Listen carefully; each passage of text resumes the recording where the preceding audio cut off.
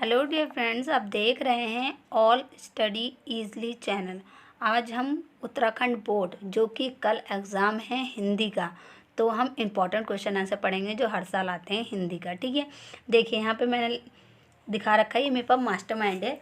जब हमने एग्ज़ाम दिए थे तब की ये मास्टरमाइंड है। देखिए ये 2008 में एग्ज़ाम आया है। लेखक के अनुसार प्रत्यक्ष अनुभव की अपेक्षा अनुभूति उसके लेखन में कहीं अधिक मदद करती है, क्यों? आप इसको पढ़ लीजिएगा, ये डेफिनेटली क्वेश्चन आने की संभावना है। ठीक है, दूसरा क्वेश्चन है हमारा, मैं क्यों लिखता हूँ? पाठ के आधार पर बताइए कि लेखन को कौन कौन सी बातें लिखने के लिए प्रेरित करती हैं। ठीक है, लेखक को। तो आप इसको भी पढ़ लीजिएगा, 2011 में आया है क्वेश्चन। तीसरा क्वेश्चन है हमारा, मैं क्यों लिखता हूँ? पाठ के लेखक ने अपने आप को हिरोशिमा के विस्फोट का भोक्ता कब और किस तरह महसूस किया। आप इसको भी पढ़ लीजिए, आप इसका स्क्रीनशॉट ले लीजिए, ये कोई ना कोई क्वेश्चन पक्का आएंगे, देख लेना। देखिए 2011 और 14 में आया है। ठीक है, नेक्स्ट क्वेश्चन है हमारा, देखिए, मैं क्यों लिखता हूँ? पाठ के आधार पर बताइए कि हिरोशिमा प्रवेश का लेखक के हृदय पर क्या प्रभाव पड़ा। देखिए ये क्वेश्चन घुमा के भी पूछा है। हिरोशिमा की घटना पर लेखक की मन स्थिति का चित्रण अपने शब्दों में कीजिए। ये क्वेश्चन घुमा के भी पूछा है। अगर आपको स्टोरी याद है तो आप इसमें बना के कुछ भी लिख सकते हैं। ठीक है, तो आपको क्या है, ये स्टोरी याद होनी चाहिए, नहीं तो आप ऐसे भी पढ़ सकते हैं। ओके, नेक्स्ट क्वेश्चन है हमारा, देखिए, हिरोशिमा की घटना को विज्ञान का भयानक दुरुपयोग क्यों कहा गया है? पठित पाठ के आधार पर समझाइए। तो आप इसका भी स्क्रीनशॉट ले लीजिए, नहीं तो आप इसकी स्टोरी पढ़ के भी आप लिख सकते हैं। ओके, कल एग्ज़ाम है, आप पढ़ लीजिए। नेक्स्ट, मैं क्यों लिखता हूँ? पाठ के आधार पर हिरोशिमा की घटना विज्ञान का भयानक दुरुपयोग है। आपकी दृष्टि में विज्ञान का दुरुपयोग कहाँ कहाँ और किस तरह से हो रहा है? देखिए 2010, 12, 14 3 बार ये क्वेश्चन आया है, इस बार भी इसकी संभावना है। तो देखिए ये क्वेश्चन क्या घुमा फिरा के वही पूछ रहा है।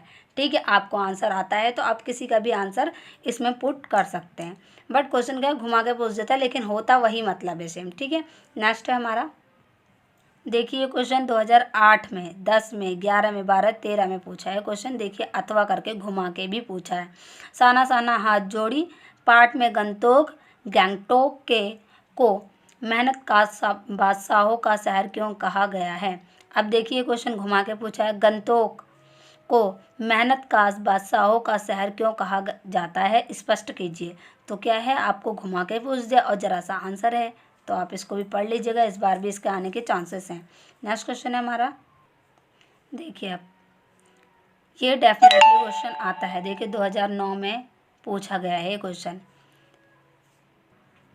झिलमिलाते सितारों की रोशनी में नहाया गैंगटॉक लेखिका को किस प्रकार सम्मोहित कर रहा है? ओके, ये क्वेश्चन घुमा के पूछा है। देखो, गैंगटॉक के प्राकृतिक सौंदर्य की निरूपण संक्षेप में कीजिए। तो आप इसका स्क्रीनशॉट ले लीजिए, ये भी क्वेश्चन आने की संभावना है। मोस्ट इम्पॉर्टेंट, जॉर्ज पंचम की नाक, इससे तो डेफिनेटली उत्तराखंड बोर्ड में क्वेश्चन आता ही है, तो आप इसका स्क्रीनशॉट लेके पढ़ लीजिए। ठीक है, जॉर्ज पंचम की नाक कहानी के आधार पर तत्कालीन सरकारी तंत्र की मानसिकता का वर्णन कीजिए। ठीक है, आप इसको पढ़ लीजिएगा, 2011 और 13 में आया है। नेक्स्ट है एक ये भी, रानी एलिजाबेथ के दर्जी की परेशानी का क्या कारण था? उसकी परेशानी को आप किस तरह तर्कसंगत ठहराएंगे?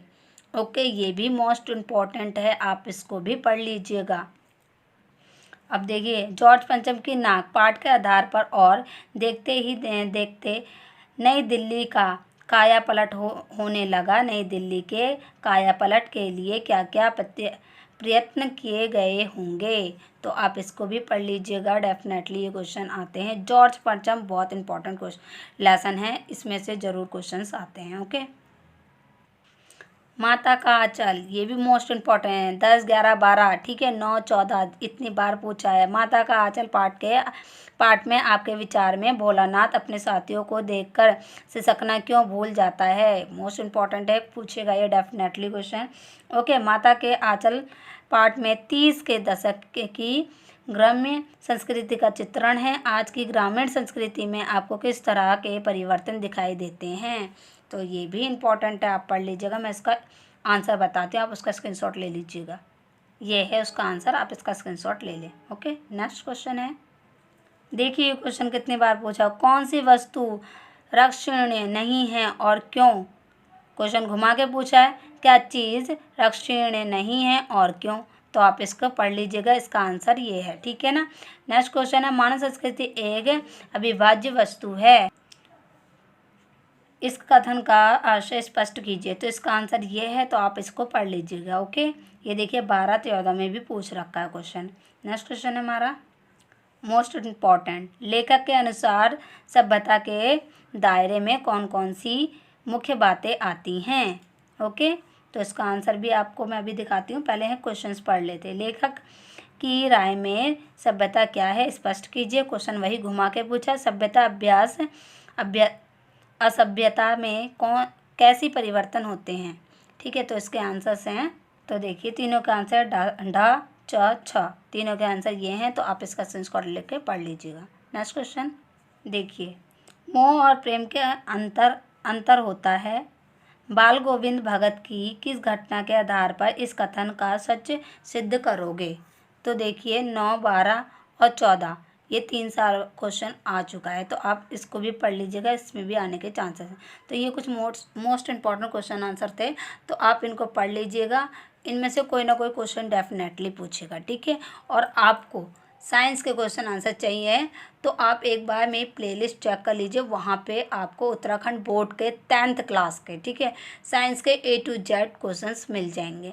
अगर आपको कोई दिक्कत हो रही है तो आप मुझे कमेंट सेशन में बोल सकते हैं कि हाँ हमें प्रॉब्लम हो रही है, तो मैं आपको उसके क्वेश्चन आंसर के लिंक भेज दूँगी, तो आप वहाँ से भी देख सकते हैं। ठीक है, डिस्क्रिप्शन में मैं लिंक डाल दूँगी साइंस के क्वेश्चन आंसर का, जो उत्तराखंड बोर्ड में क्वेश्चन आते हैं। और आप मेरे चैनल पर पहली बार आए तो प्लीज़ मेरे चैनल को सब्सक्राइब कर लीजिए और बेल आइकन दबाना न भूलें ऐसे इंटरेस्टिंग वीडियो के लिए। Thank you.